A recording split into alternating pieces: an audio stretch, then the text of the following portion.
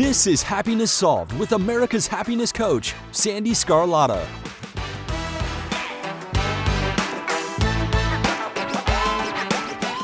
Hello, everyone, and welcome to today's episode. I am so happy you're here.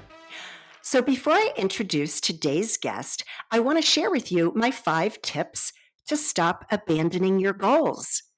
Here we are, January 2022. It's always the time of year where a lot of people decide they're going to lose weight, get in shape, and they set their New Year's resolutions. But did you know that studies show that by mid-February, 80% of people give up on those goals? That number is astounding.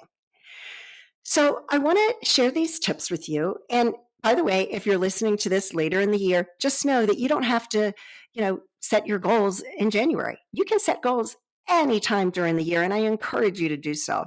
So my first tip is to make sure that you have a detailed plan. I like to use the acronym SMART.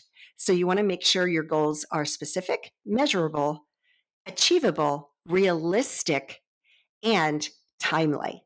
That is so, so important. So make sure you have that detailed plan. Second is get an accountability partner, especially if you are somebody that needs to be held accountable. Most of us do. We're all human. It's okay if you need to be held accountable. Find somebody that you can trust and is going to call you out and be like, hey, you didn't check in with me today. What's going on? So make sure you get that accountability partner. Third is attach your emotions to the goal. This is so important because the way that you manifest anything into your reality is the feeling that you want, the feeling that it brings. So I encourage everyone, and again, you can do this anytime throughout the year, is write yourself a letter. And write the letter to your future self and date it 1 year from today. And write the letter to yourself stating all of the amazing things that you accomplished, but more importantly, how amazing it felt. That is the key. It's the feelings that help you to achieve your goals. The feelings is what brings things into reality for you. Fourth, there's many apps out there that will help you keep on track. I use Way of Life. There's about, at the time of this recording, there's probably about 5, maybe more. So you can use an app that'll help you to stay on track, or just simply set an alarm on your phone to remind you to take action toward whatever that goal is you're trying to achieve. Lastly, celebrate your wins. This is so important because every small step that you take toward achieving your goals needs to be celebrated. Now, the most important thing that I want to emphasize today is if you have a setback, it's okay. Please don't beat yourself up. Talk to yourself like you're speaking to a child that is upset. If you are talking to a child that is upset, you're going to be gentle, you're going to be compassionate. So please be gentle and compassionate with yourself. So thank you so much for listening. To learn more about me, go to my website at www.sandyscarlatta.com.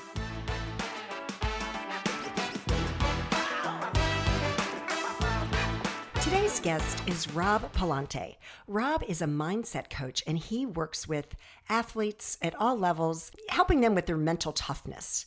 So he's a former professional hockey player from Canada, and I'm looking at his website, and he has on here, someone asked me, what keeps me up at night? And he responded, well, I'll tell you. It's standing at the pearly gates when this is all over, meeting the person I was supposed to be, and knowing I didn't fulfill that potential.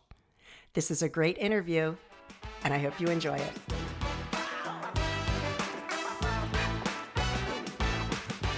Hey, Rob, how you doing today?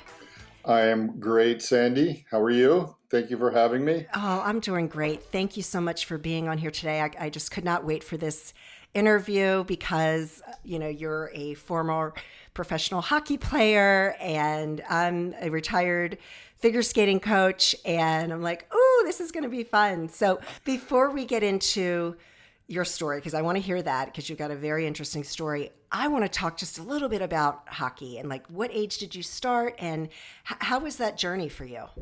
Yeah, well, being a Canadian kid, it started very, very young. On skates at 2, learned to skate in the backyard.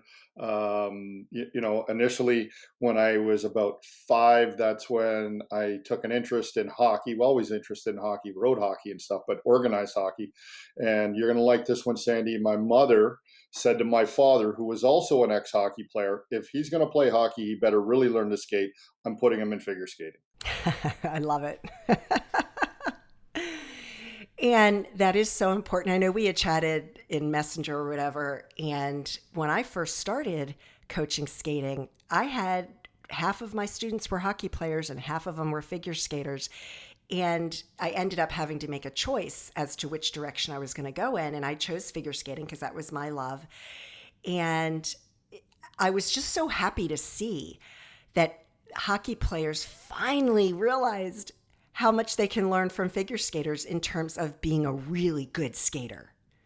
Sandy, I'm going to tell you, just coming back into the sport and, sort of diving back in with some old friends, and there are so many figure skaters now that are involved at the high performance level, not only the NHL, but the minor leagues, the college and junior hockey, former figure skaters that are teaching all these young hockey players how to skate. Yep. Because, figure skater have better edges. I think they do. I'll tell you, one of the best compliments I ever got from one of the hockey schools I was running was from a mom who was a former figure skater. I had a dad tell me that I wasn't making the kids sweat enough on ice. She stepped in and said, one of the best practices I've seen, because nobody teaches the kids how to use edges anymore. And in my mind, if you can't skate and you don't develop that foundation very early on, then you don't have the pillars to build on top of. That's right. That is so, so true. So kudos to your mom for stepping in. And that's great. So my son, I put him on skates when he was 2.5. And by the age of 4, he was burnt out. Oh, wow. So, oh well, I had thought I'd have a hockey player on my hands, but no, didn't happen. That's okay. We got kids. My son decided at 12 he didn't want to play hockey anymore. I think I struggled with it more than he did. Yeah, but because I coached for so many years and I retired from coaching after becoming a U.S. national and international figure skating coach, I retired before my son was born. And so because I had so many years of experience in that world, I just made a decision that I was not going to push him, because I saw so many parents pushing their kids, pulling them out of school, and these kids are thinking they're going to be the next Olympian. And, the chances of that are slim to none in figure skating, especially. And I just thought, I'm just going to let them do it. But it is a struggle for sure when your kids are, and you see the potential. That's what's so hard, right? You see they have talent. There's glimpses of it, and you're going, God, if you just stuck with it just a little longer. But as parents, I think sometimes we want to see them like the things that we like, and I just had to step back and personally and just say, look, if you really don't want to play the game anymore, if you're not interested in it, then you got to pursue something that you're excited about, and if it's not hockey, we'll figure something else out. Exactly. So, walk me through the journey from you're probably a teenager, you realize you've got really great skills. What happened? How did you get to the professional level? Well, it was it wasn't the road that I thought it was going to be, and I think that sort of contributes to why I do what I do now. As a younger player playing minor hockey, I excelled very quickly. I was a very good skater. I was not a big goal scorer, but my father was a defenseman. I moved back to play defense my second year of hockey, and really took to the position, handled the puck well, and always played at the highest levels of minor hockey growing up.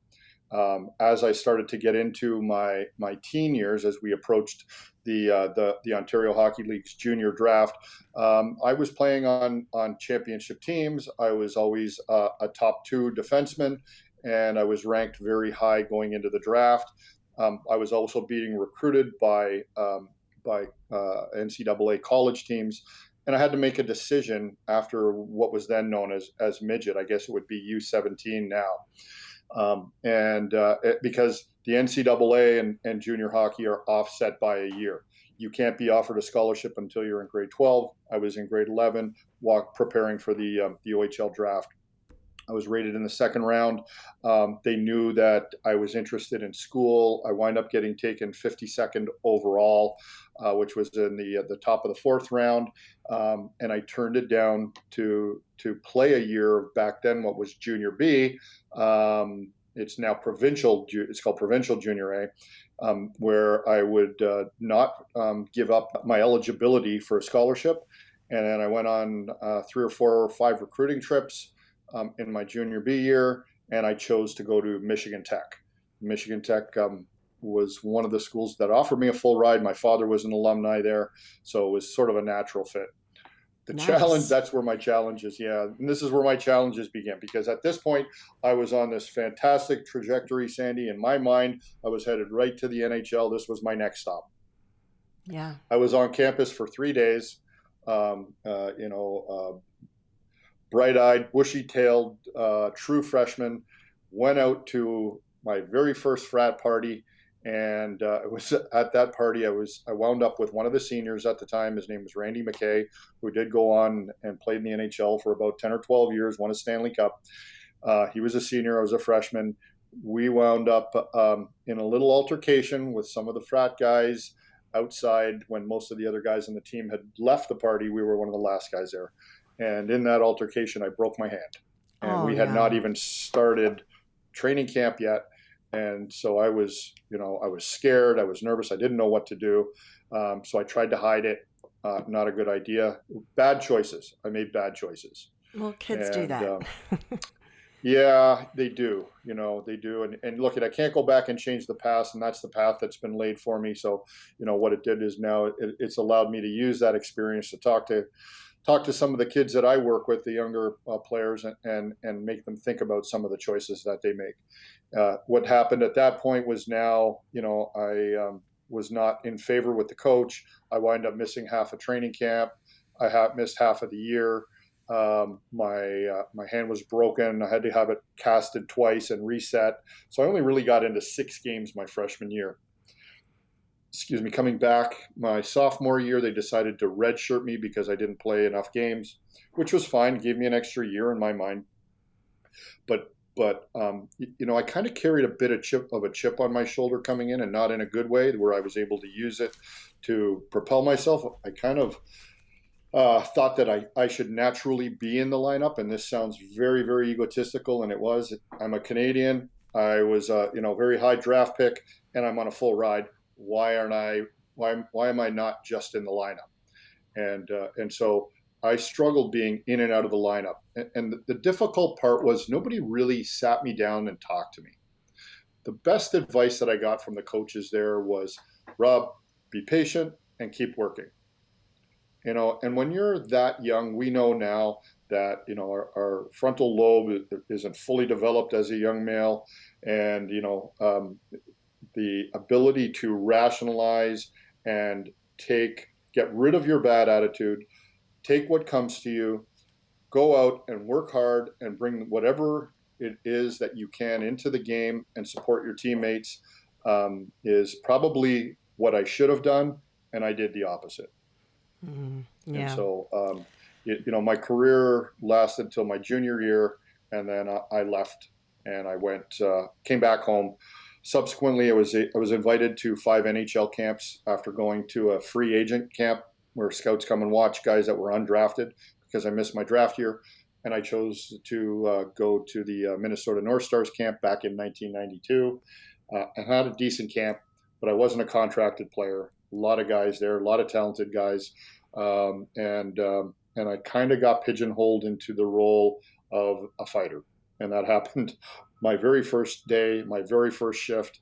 And I took on one of the tougher guys who had played in the American League for a couple of years, and I did very well.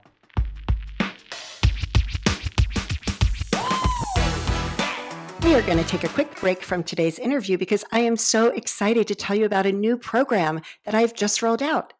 It includes 2 group coaching calls each month to help you create the lasting happiness you so desire. It's only a $50 a month investment in yourself, and you are worth it.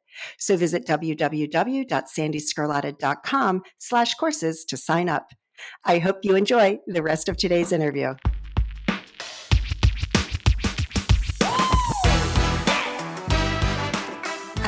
so interesting that, yeah, you were labeled as a fighter, but fighting is a big part of hockey. Well, it was back then. And so I accepted the role as a young player, thinking, okay, if this is what they want me to do, then this is what I'll do. And I, went down to the minor leagues, and I did that. But it's a tough. That's a, I'll tell you, there's a lot of credit I give to guys that have to do that night in, night out, year after year after year after year. It's a grind, and Okay, it really so wasn't something that I was ready to commit to long term. so you're telling me that there's people that's specifically their role on the team is to fight? Yeah. I didn't know that. Well, this is what happened, Sandy. So I was down in the minor leagues, and I was playing in the East Coast League at this point, and I was playing with Nashville before they had an NHL team. A gentleman by the Nick Fatillo, God bless him, from Staten Island, New York. He was a boxer, hockey player, very tough individual, played in the NHL and as a fighter. So he liked my rough style of play, and he encouraged it. But it got to the point where I was playing less and fighting more. I would be sitting on the bench, and just like you see in the movie Slapshot, coach would come over and tap me on the shoulder and go, "Get out there and take care of whoever the player was." Oh, Oftentimes wow. we would talk about it before the game. We would identify the guys on the other team that I might have to fight, and in my contract. It was nothing written in. It was sort of a handshake agreement on the side that I would get paid an extra $50 for every fight I got in. Whoa. Wow. Wow. So when you're Learn something new every day. when you're playing in the East Coast League, and especially back in the 90s, you weren't making much more than $300 to $500 a week. So if you Right. could earn another $100 or $200 for 2 or 3 or 4 fights, why not? Yeah, no, of course. I know. There's not a lot of money in it. So what ended up happening? How long were you in the minor leagues, and then what was your next steps from there? Yeah, so I was about 4 years in the minor leagues, and it just got to the point where there were a couple of things working against me. The biggest one, Sandy, was myself. I think I had the size, I had the talent, I had the ability. I bought into the role of fighter. I didn't try to work myself out of it. And of course, down in the minor leagues, the guys down there like to have a lot of fun. And I fell into that role too. And instead of working my way out, I just settled in and did what everybody else did. Instead of aligning myself with the guys that were separating from the team, that weren't going out drinking all the time, that kind of kept their nose clean. I liked having fun, and I fell into that role. And because I was fighting more, I was miserable. And so Yeah. it came to the point where in my last year, I broke my eye socket and I broke my hand. Both required surgeries. And I said, enough of this. And I walked away from the game. Yeah. Well, you know what? At least you're owning that today, and you see it. So that's great. That's progress, right? Yeah, well, I'll tell you, I didn't know it at the time, and today, the rest of my story is after I left, because this is where I was able to, recognize those mistakes and accept those responsibilities back then. When I left hockey, I got involved in the corporate world, and I spent about 22 years, and I did very well. I had a good career. And you have very similar challenges in the corporate world as you do in sports, right? Yes. Except it's your livelihood. There's so many other aspects that come into it. Sports is at that level, at the professional level, is a business. Leaving sports and getting into the corporate world, it's very cutthroat also. There's not a lot of loyalties, and it's pretty much what did you do for me today? But I did well. I got into sales, and I moved up into management and then leadership positions and executive leadership roles. But then I was going through a difficult time in my marriage in 2015. I had 2 young kids. My wife and I split up. And, I did what every 45-year-old guy does. He goes out and buys a motorcycle. And so it was probably about 5 or 6 months after I got the bike. It was in August 22nd, 2015, and I was hit on the bike. and I was Oh, actually going to pick up my daughter to bring her to I was coaching her little house league soccer team, and I was going to ride her over to the park on the bike a couple blocks away. And thank God I didn't get to her. I got hit about a block away from my house, where my wife and kids were, my ex, and that put me in the hospital for 40 days, 8 surgeries, and I was given my last rites. oh my gosh. So, what was that experience like for you, and how has it shaped what you're doing today? I don't want to say it was a come to Jesus, but it was definitely a come to Jesus. It opened my eyes, and there was something that a nurse said to me. When I got into the hospital, my kidneys failed when I got in there. I had all kinds of internal damage. I'd crushed the left side of my body, my ribs, my scapula. I had 2 tears in my aorta, ruptured lung. There was a mess. So that once they got that done, I spent about a week and a half in ICU. When I got out, I had a nurse come to me and she said, we've had people with less injuries than you not survive. You've been given a second chance at life, young man. Don't waste it. Oh my And it- gosh. right. Wow. And so you lie there and you listen. That's never left me. And I didn't know what it meant at the time, Sandy, but it gave me a lot of time to reflect, right? So it was in there that I really made a decision about who I wanted to be with this next part of my life. I'd spent the first 45 years living a myopic life. I wouldn't say I was the best father. I wouldn't say I was the best husband. I was chasing material things, money, houses, cars. I was away from home Monday through Friday on the road traveling. I did give time to my kids when I was there, but the marriage started to fall apart. So now I'm in the hospital. They originally told me I was going to be in for 120 days. I couldn't, and I was the sole provider. My wife at the time did not work. She was a caregiver at home, which probably an even harder job than what I had. But I had to own all of those decisions, those mistakes, all the finger pointing and the excuses that I was making in the first half of my life. And so my objective was to get out of the hospital as quickly as I can. I was working under contract at the time for a company in Atlanta. So if I'm lying in a hospital bed, I'm not making money, I'm not earning, I can't support her or my kids. So I actually made a decision. I brought in a nutritionist. I focused on healing. I focused on myself. And it was a turning point for me as far as my character went. And I walked out of the hospital in 40 days. The doctors were amazed. Everybody was like, "What? How did you heal so quickly?" Well, I would think being an elite athlete may have something to do with that as well. Well, I was a little beyond my prime at that point, but I think it certainly did. I always maintained some sort of condition. I always tried to stay in shape, and I believe that diet, and I believe the mindset. When you choose something very specific to focus on, and that is what you wake up and go to bed thinking about every single day. I believe, Sandy, that there are, we're all this vibration in the universe, Right. and we have this ability to expedite and bring things into our lives.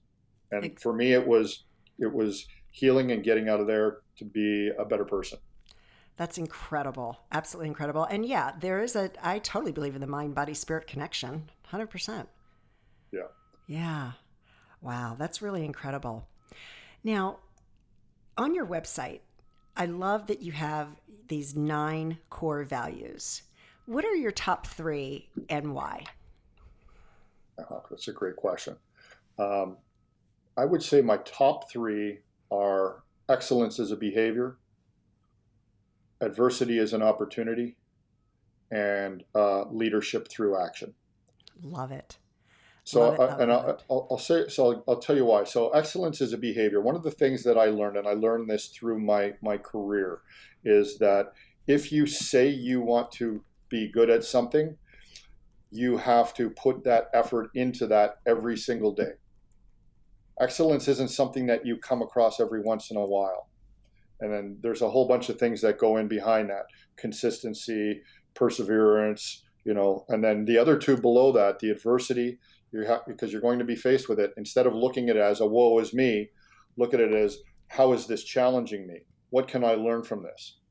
And leadership through action is definitely something where, I got a lot of kids right now, and they all want to be the leaders or the captains on their team. The way you get that, whether you have a letter on your shirt or you don't, or you're in your company, even if you're a salesperson or you're not the manager, you can always lead through action. Yes. Always. And it'll never go overlooked. I love it. I love it. And I love the whole excellence thing. And I actually have a framed, it's kind of one of those quotes, and it has a golf course, and people see, they're like, "Oh, you're a golfer?" I'm like, "No, I just love the quote." And it's all about excellence. I'm in my podcast studio, so I don't, okay. And I'm not in my office. Gotcha. I could probably think of it, but I love that. And I always say, you don't strive for perfection, you strive for excellence. Right. Love it. Love it. Love it. Love it. Well, those are really, really amazing. So talk a little bit about what you do today with your Mindset Body Bank. Yeah, so thanks for asking. Mindset Body Bank was, as I was going through 2 years of rehabilitation and trying to build my body back, I'd lost a lot of muscle. I had, a lot of metal put into the left side of my body, and making that connection with my mind while I was in the hospital and listening to what that nurse said to me. The idea of mindset and body kept coming back to me. How do I bring this idea of mindset and body back out and put a message behind it? The idea of the bank was not necessarily monetary, but more, am I making deposits into my life on a daily basis? And so when I created the platform for Mindset Body Bank, it's basically going through mental, physical, actions, routines, and habits that make deposits into who you are based on the visions and the goals and the legacy that you're trying to achieve in your life. I love it. So what type of programs do you offer right now? And are you working only with athletes? Yeah, right now it's just with athletes. Although I am considering opening up another program outside of athletes, and I've been working on a little something called the 4Fs, which I'll talk about in a minute. But right now, so I work with athletes as individuals and as teams. So I've got team programs, I've got group programs, and I've got individual programs. Wonderful. So what are the 4Fs? So I'm gonna pull it up because I just finished writing this out, and I want to be able to make sure. The 4Fs are the 4Fs of finding your authentic self. So imagine you've got your authentic self in the middle, and the 4Fs are fire. So what do you wake up? What's that burning desire? What's that fire in your heart, in your mind, right? And then from the fire, we go to, I use the word forward. So always looking forward. Take that fire, create a vision looking forward. Look, we all have a past. We can't always operate back there. We learn from those experiences. If we're continually trying to be 1% better every day, we're starting to create habits and routines that are going to propel us forward. Once we start to develop those new habits and routines, now we're going to be moving into a flow. Right. And so once we get that flow, and that from being an athlete, when you were in that flow, it was a magical place, right? Exactly. Things just start to happen. They almost slow down. You're in control. You're very confident, and you're not second guessing. It's a great place to be. Ultimately, where we want to wind up with our authentic self is finding a place of freedom, and that could be financially, it could be personally. It's this feeling that of achievement, and not that we ever really arrive, but it's this idea that we are being true to ourselves, delivering and moving towards our vision, and we're in a place of feeling free and not trapped. So those are my 4Fs: fire, forward, flow, and freedom. That's amazing. I love it. And yeah, how clever is that? That's really awesome. That's great. Well, I can't wait to hear more about that program. And oh my gosh, thank you so much for joining me today. So is there anything else that you want to share with the audience that we haven't covered? No, I think listen, if you give me a mic, I can talk for 2 hours, but just being relative for time, I really appreciate the opportunity, Sandy, to connect with you here. If anybody's looking to reach out or learn more about me, you can go to my website at www.mindsetbodybank.com. My Instagram is mindsetbodybank.com. I do a little bit on Twitter, not a whole lot. And then my LinkedIn profile is under my name, Robert Pallante, and I post on there quite often as well. Awesome. Well, thank you so much. It has just been a delightful conversation, and I loved learning more about you, and I just wish you all the best. Sandy, thank you so much. I appreciate being on here, and you have yourself a fantastic day. Keep doing the good work you're doing. Thank you, Rob. Take care.